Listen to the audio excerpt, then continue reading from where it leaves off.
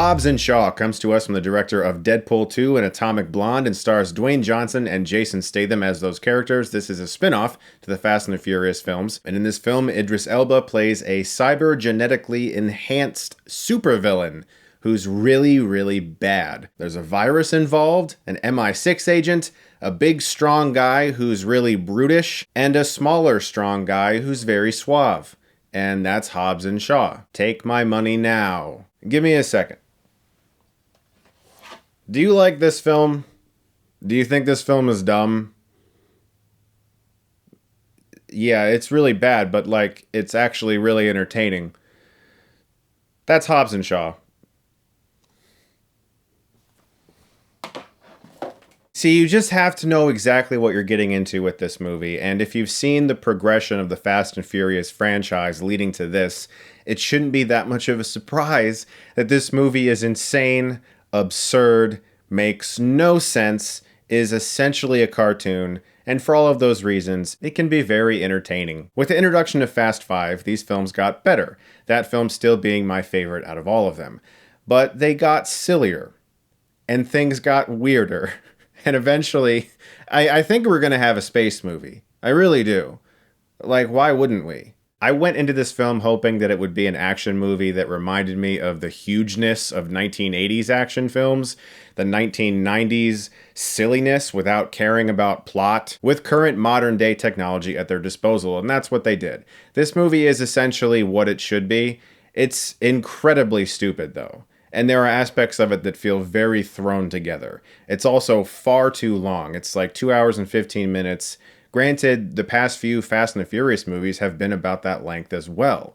Here, you can start to feel that runtime in certain sequences. In fact, there's an action sequence that basically ends the second act. And I legitimately thought the movie was over. I was ready to get up and go to the bathroom and drive home, and I was like, oh shit, there's an entire another sequence.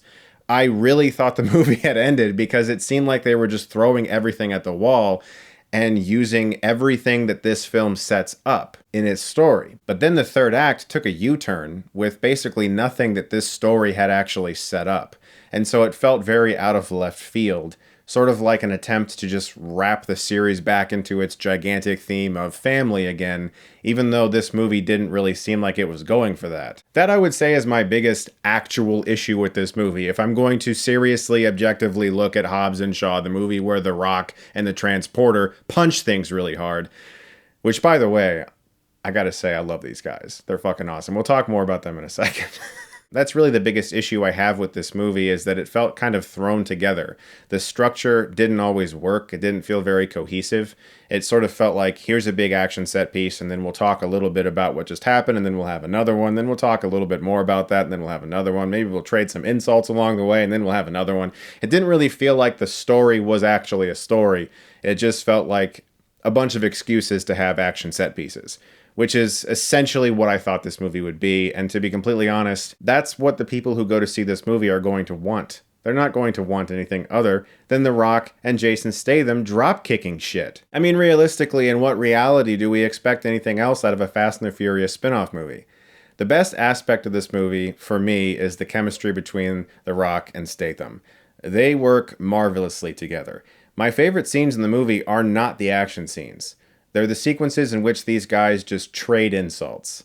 And they stare at each other, and they basically put each other down and try to one-up each other with their insults. And some of them are actually really fucking hilarious. A few of them got me to belly laugh, which I didn't expect. There's a reason they took these characters with these actors and decided to put all this money behind a spin-off with them. It's because they do work really well together. This is basically a buddy cop movie, and we don't get a lot of those anymore. And so Universal has taken this giant billion-dollar franchise that people love to go and spend their money on and said, you know what, we're just going to make a buddy cop movie.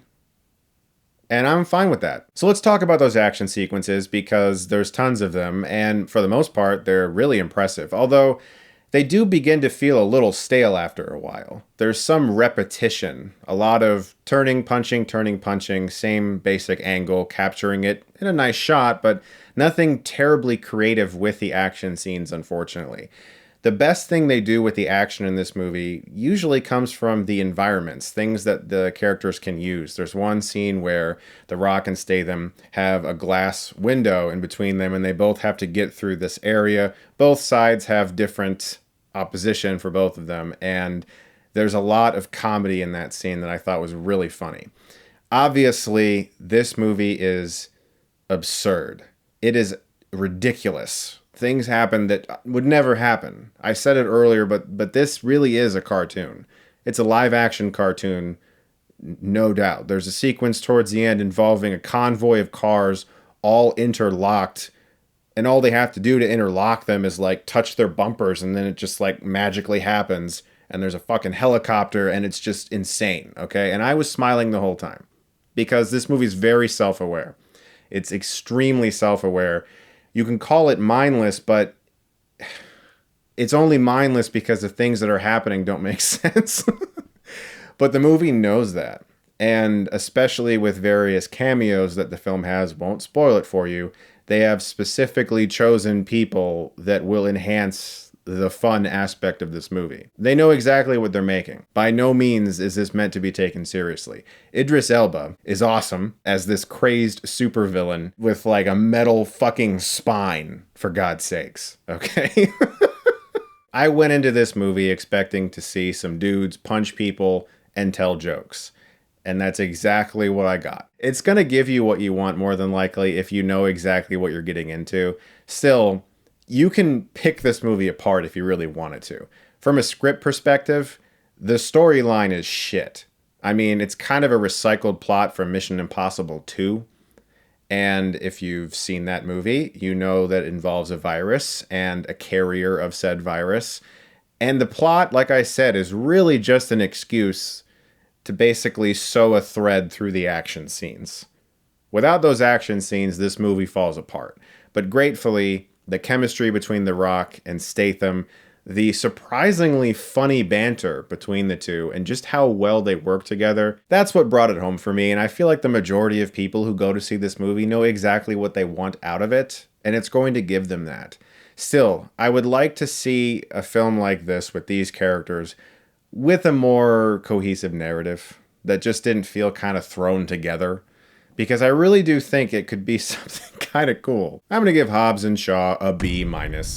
This is one of those films where if you told me that you hated it and it was the worst film you saw in 2019, I would be like, okay, yeah, I get what you're saying. And if you told me I loved it, it was everything I wanted, The Rock punched people and Jason Statham dropkicked people and I fucking loved it, I'd be like, okay, yeah, I get that. You just have to kind of know what this is. And if you don't like these kinds of films, don't even waste your time with it. You know, it's not even worth that part of your life, the 2 hours and 15 minutes of your life that you'll waste watching it. But if you like movies like Commando, and those are the types of movies you want to kick your feet up and have some popcorn, then I don't really see this bothering anybody. Guys, thank you so much as always for watching. Look forward to more reviews very soon. And if you like this, you can click right here and get Stuckmanized.